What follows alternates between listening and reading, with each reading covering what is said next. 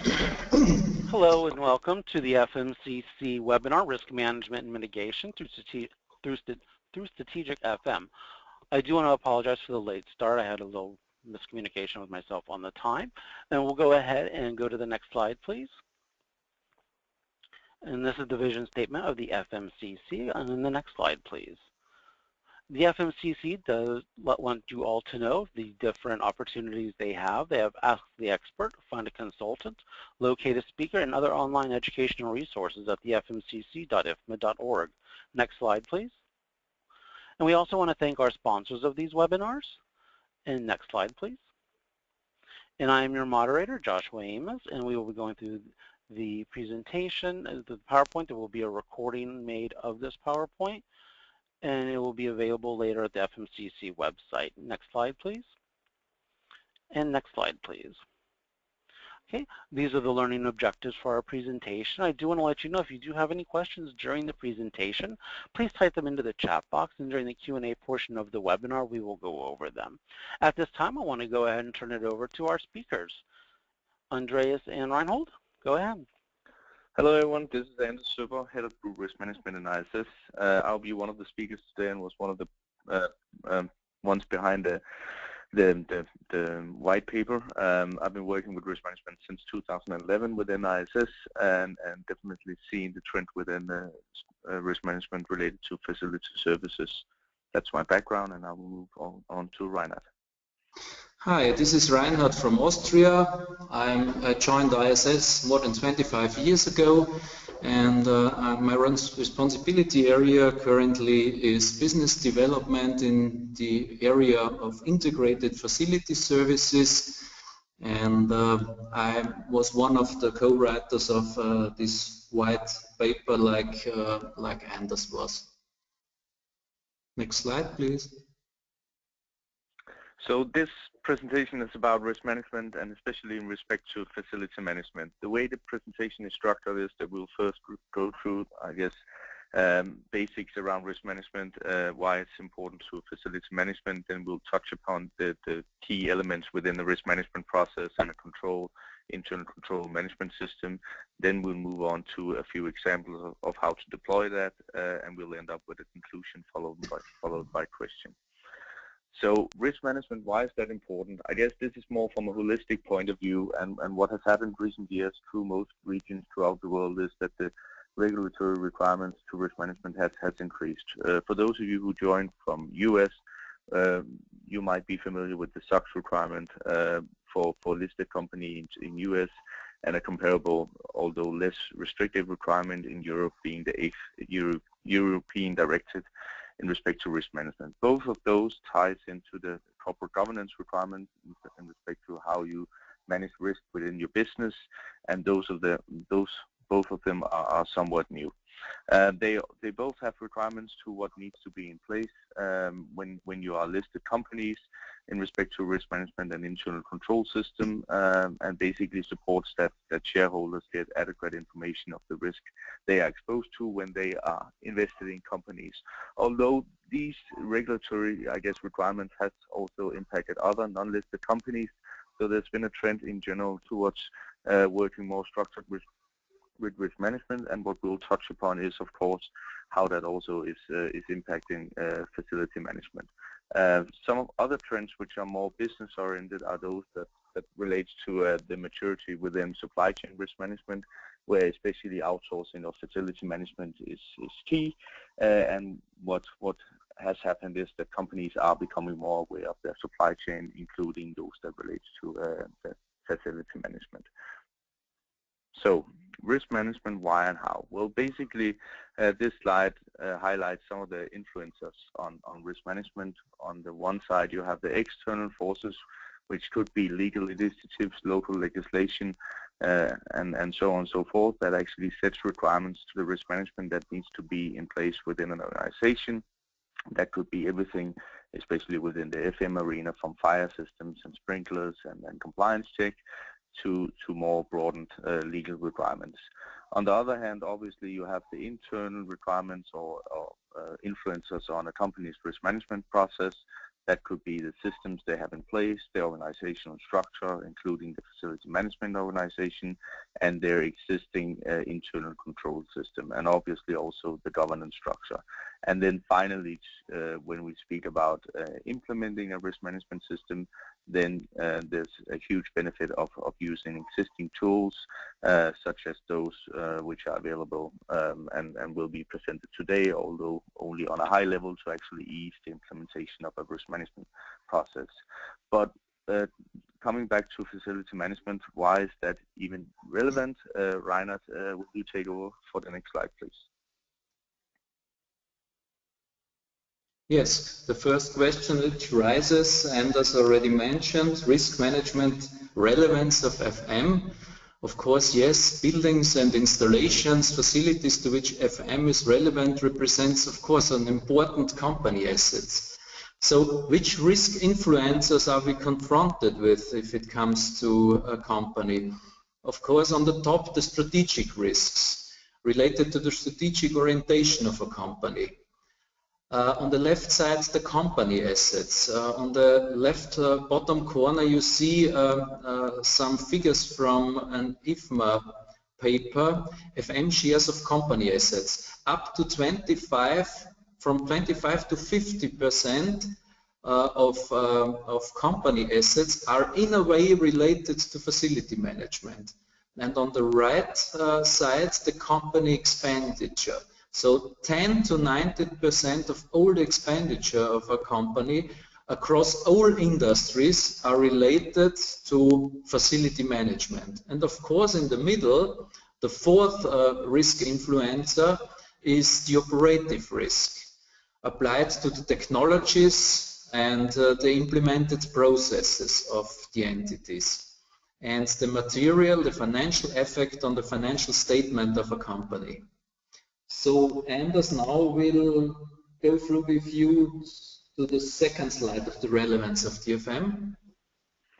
Well, thank you, Reinhard. Well, this is a slide which comes from a World Economic Forum report related to business resilience in supply chain. Basically, what it indicates, this is based on a study developed. It indicates the impact of business interruption caused by the supply chain, whereof facility management is part of that supply chain if it is outsourced. And basically what it says is the average drop in shareholder return being approximately 7% if you've had a business interruption which has been caused by supply chain failure. So this only underlines the importance of this, and I think this also only stresses out that it is on the radar to a larger extent at the board level for many companies, and not only something that lies on an operational level today. So what is risk management? Now we'll go through a few definitions and processes to just go around some basic facts around risk management. In general, risk can be defined as many things, and many of you are probably working with your own definitions, but one key and common definition of looking at risk is looking at anything that actually can impact an organization achieving its strategic objectives. And then again, when you look at risk, you can look at it from a traditional point of view as risk as a hazard, something that bad will happen, property damage or like. Risk as an opportunity, which is a new phenomenon that has been explored by many companies the last couple of years. Something good will not happen, and then basically what lies in between, risk as an uncertainty. Risk management is basically about exploring all areas and making sure they are under control, making sure we again meet our financial objective and have no surprises. And therefore an enterprise risk management process is basically a process allowing the management within a company and the board of directors to have an oversight of the key risk, how they are controlled, and how you move forward in terms of improving the risk exposure. And that could both be the risk exposure related to the asset, but in general for a company also a much broader range of risk. So enterprise risk management process is basically about identifying the key risk, prioritizing your resources in terms of how you want to mitigate those, and then defining strategies to actually address the risk exposure. This leads to the potential implementation of an internal control system, which is basically how you prevent, minimize, and discover errors and regularities on a day-to-day basis when you are working on the risk. So basically an internal control system is all about localizing the risk within the business processes and procedure and making sure we are ready to address a risk should it occur, or actually minimize the risk on a day-to-day basis should that be relevant. But it's also to address that we are compliant potentially with any law or regulations that has an influence on the risk management requirements, and also obviously, as I said before, supporting that the business objectives are met. And finally, as a result thereof, that you're able to timely and report financial results in the matter expected, but all in all about preventing and minimizing error, basically. So these are, you can say, the reasons and the cause of implementing an internal control system. What Reinhard now will do is go through a bit more about what that means for a company. Thank you, Anders. We are going now to the implementation of risk management and the internal control system, short ICS. What I want to add in addition is we worked very close together in this white paper with the University of Technology here in Vienna and with PricewaterhouseCoopers. What you see today here is, of course, just in a nutshell, the story behind the idea, and it is very Pareto driven.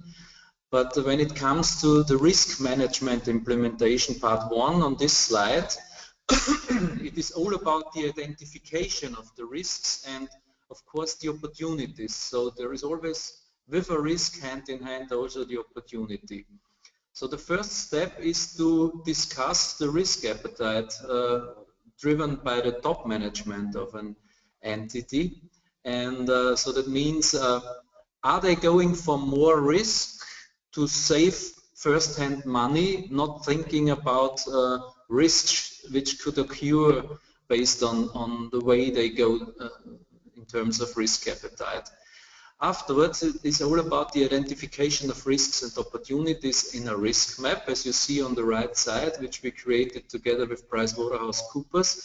If you start in the middle of the circle, where you see company, we split it up in 3 themes. First, the strategy and goals. Second, on the right top side, members of staff and organization, and on the left side, the business processes. So what do we mean by that? Strategy and goals. For example, the procurement market, the dependence on suppliers, reliability of suppliers for services, terms of contracts, inappropriate conditions based on contracts, and the way the operation of facility management happens. So in this case, influence of FM could be, of course, make or buy decision. On the right side, capital market finances, right top side. For example, long-term capital procurement and so on. So you can see it and read it up to investment risks. Then on the right side, the sales market, customers, price pressure from the customer, from the market, customer orientation, how do they go for it, customer structure and so on. And on the right bottom corner, legislative requirements and internal directive, for example, industrial safety, legislation, themes, legal disruptives, contract law, and so on. In this term, the influence of FM could be, of course, the security, the maintenance, and especially also the protection. So if you have created this first step, you could move to the second step. This would be the next slide, Anders. When it comes to the risk management implementation, to classify the risk in a matrix based on hard facts, dealing with the risk dependent on the individual risk appetite. So, Anders, could you go to the next slide, please?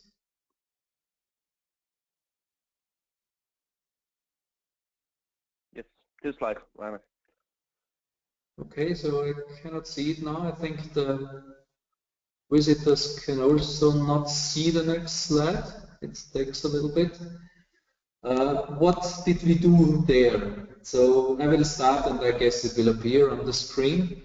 What we did there was to go for a risk matrix on the x-axis, the probability of occurrence, and on the y-axis, the impact of the possible damage.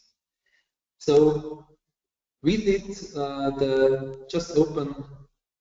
Now we are too far ahead. Anders, one back, please. Which number? Number 19? Number 21. What we did then in our white paper was to evaluate the opportunities and the risks based on their impact of damage and probability of occurrence, and then we no, the next one, too far back. It is risk management implementation 2 from 2. And the next step was then to transfer and do the classification of risks in the risk portfolio matrix. What to do there is to classify the risks. So just one back, please. One slide back. Yes, it is that one. Then it is all about the classification of the risks and how to deal with the risk on point number 4 on the left side. Is it a significant risk, and how to deal with significant risks? It is about risks that should be monitored, or are these risks to be observed? And of course, this also hand in hand with a follow-up via control activities. There we thought about policies and procedures how to follow up, and this could be monthly reports to the chief financial officer or so whatever. So it is all about to clarify the risks, to classify the risks, and to follow up the risks. And Anders now will show you the ICS implementation, the processes and the tools behind it on the next slide. Thank you, Reinhard. Just a short comment following this walkthrough of this slide and your comment around reporting requirements. I think one of the aspects is that, and one of the pitfalls is, it becomes a reporting requirements for the purpose of reporting. Which might be a pitfall. I think one of the purposes and key purposes of actually implementing a risk and control framework and an enterprise risk management process is basically to align expectation around what the risk exposure is and how we manage it, or might not manage it. Because as Reinhard alluded to, it might be that sometimes you actually accept the risk because that's just the way it is, or you don't have the budget to actually manage it to a further extent because of the prioritization you have done when you have done the risk assessment. So if we move to the implementation of a risk management or internal control system, these are 5 generic steps you can follow. Basically, you start out with your P&L and identify potential material items which could have an impact on your strategy. Then you go in and look at your processes within the company, the key processes. You move to stage 3, which is basically where you go in and do the risk assessment. You do risk questionnaires, which you might use if you have an idea of a generic risk within your business to evaluate the maturity within certain areas. You do brainstorming sessions, and you have external specialists potentially brought in to actually get a good idea of your risk exposure. In this respect, obviously, especially related to the facilities and the assets within your company. Then you go in and evaluate and classify the risk into critical and non-critical, which basically allows you to prioritize where to focus. And finally, based on that, that leads to the risk improvement process and the implementation of controls, which again loops into the company's operational procedures and also the budgeting process, as some of these might be CAPEX heavy, potentially should some of the assets be improved from a risk management point of view.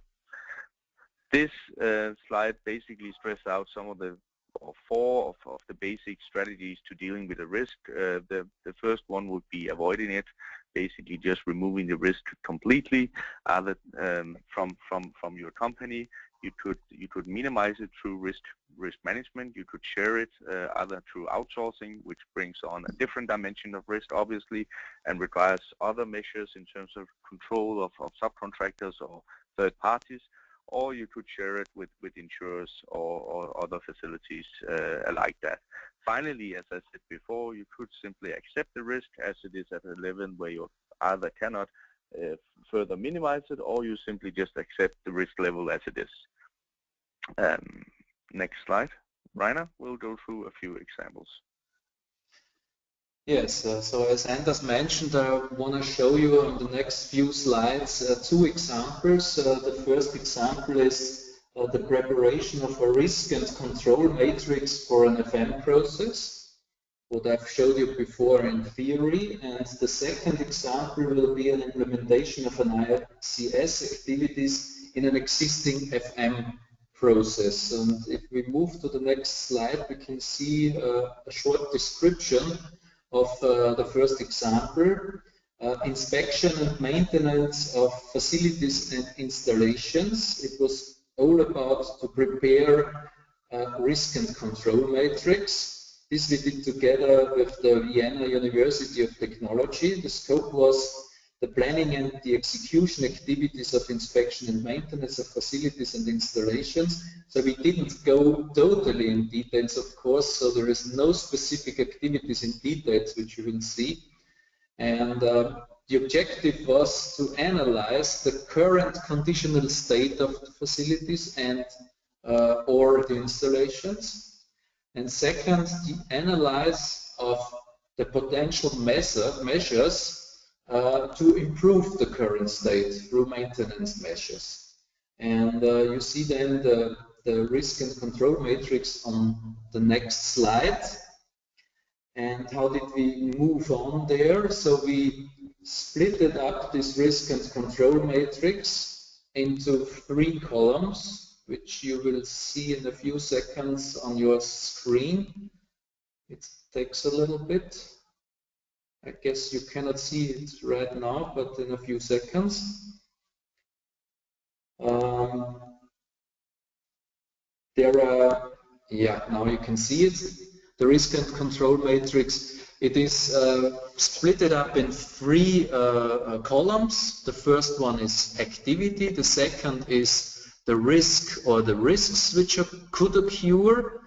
And on the third column, you see the risk management and the possible control activities. So how does this work? For example, just to take out one example, it is line number 5, to define maintenance or inspection intervals. Which risks could occur there?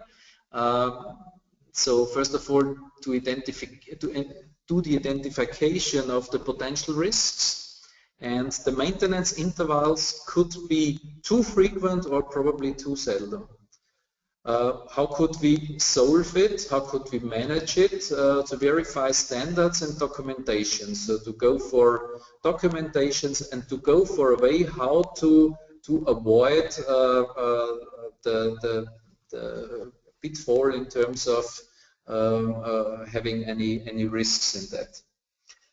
On the next slide, you can see the example number 2 when it comes to, it would be the second step, as we mentioned before, if it comes to a process. So it is a very simple process. It is a process carry out technical maintenance.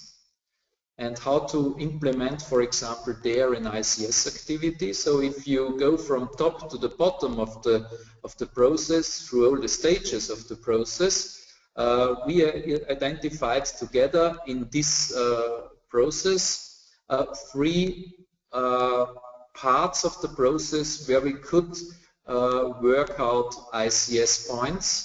And the first one in the process step, carry out productivity planning. The risk could be a failure due to lack of poor maintenance.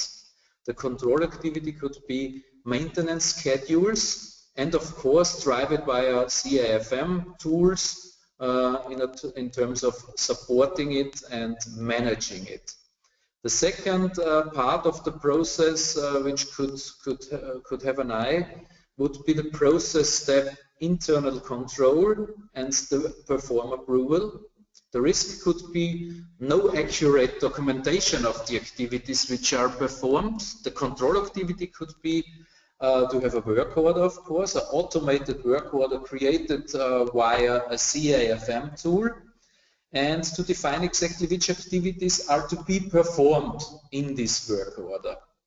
And the third part of the process where we could set an ICS point would be the process step, carry out the monitoring of the activities based on the work orders and the exactly description of the activities. The risk could be the quality statements flawed and are not understandable. The control activity could be the monitoring, measuring, and measuring of the equipment managed through a CIFM tool. Anders has a lot of additional examples from his operational experience in the field of risk management with him. Anders, probably you can take over and give us some short hints, some short insights of your experience based on the time which is left in our webinar.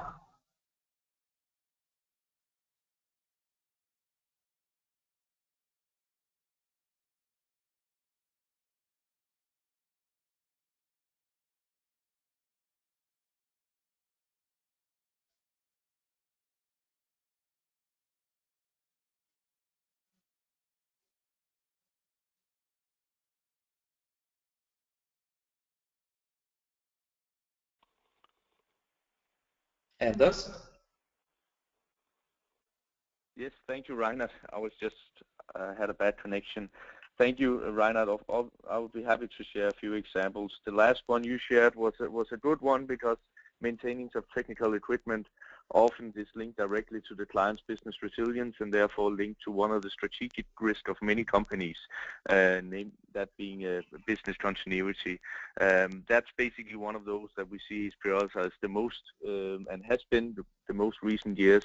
And actually what we also see the trend towards is that they use a risk and control system to actually prioritize their budgeting. So they, on the one hand side, they have the risk exposure, and then they have the potential cost of improving the risk up to a certain level, but again supporting the strategy. So that's one example of what we have seen the last couple of years becoming more normal, although that's probably a somewhat advanced level.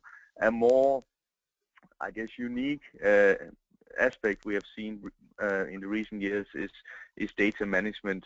Some of you might be aware of cyber risk is a buzzword and a key risk for many companies, and then you could say, how is that relevant to facility management? But then again, on the other hand, if you do facility management, then potentially also within that lies waste management. And if you are a company or serving a company with confidential information, then suddenly you have these in hand.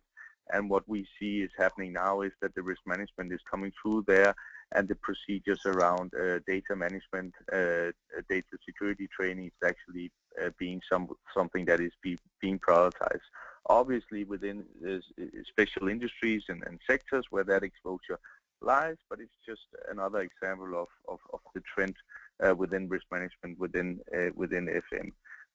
So those were two examples, and there are numerous ones also, especially around people training and people vetting. That's an area that is becoming even more important from a risk management point of view, and that's actually coming out of a risk management process as we have just been through, the need for capability training as a risk control to actually make sure the procedures are followed. That's basically the ones I wanted to flag now, but it is obviously from my experience that this is definitely an area that has come more and more on the radar from a strategic point of view, and will do so in the future also. So that's all for me. Reinhard, will you take the conclusion, please? Yes, of course. So during the preparation of the white paper, Risk Management and Mitigation through Strategic Facility Management, we saw an increased awareness on risk management necessity as a result of legal and, of course, economic pressure, as we mentioned at the very first beginning of our presentation. So what we did then was to split up the implementation of risk management into 3 basic steps.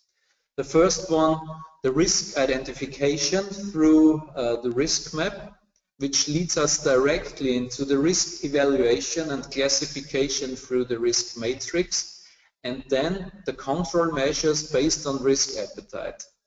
And the very important point is it should come together with the introduction of internal control systems based on existing processes or standard processes which could be also used for that.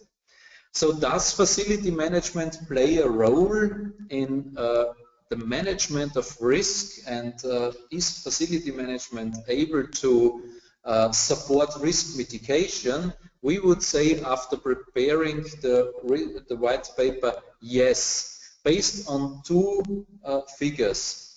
25 to 50% of the company's assets are in a way related to facility management and are in a way managed directly and indirectly through facility management.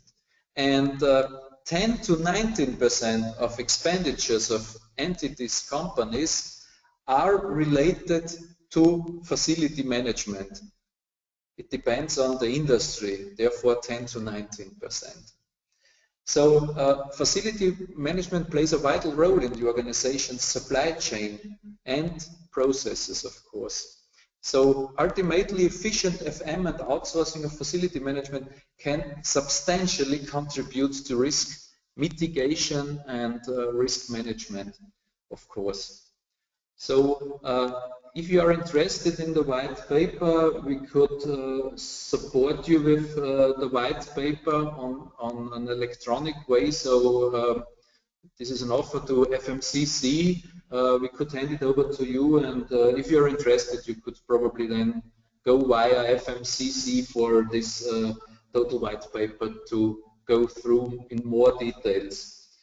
Yeah, thank you very much so far. Great, excellent. We're getting a lot of positive feedback. So I have someone asking if it's applicable for all types of companies and services as well. And that came in at the end of your presentation. So the question is, Anders? Yeah, I heard the question.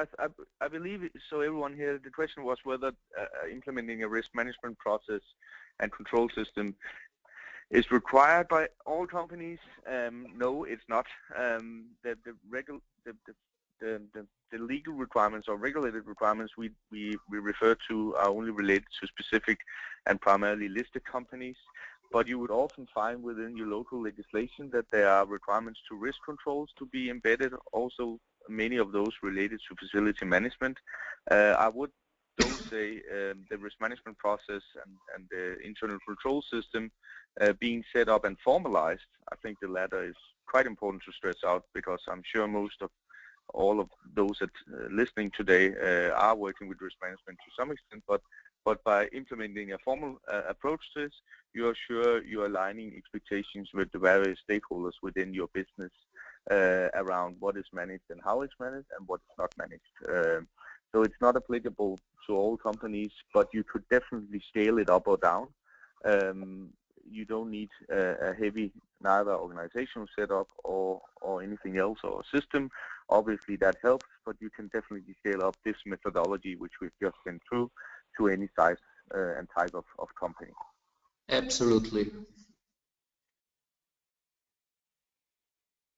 Great. And so we're just getting a lot of people requesting the white paper. So will that be made available, you said, to the FMCC, and they could post that to their website? Is that possible?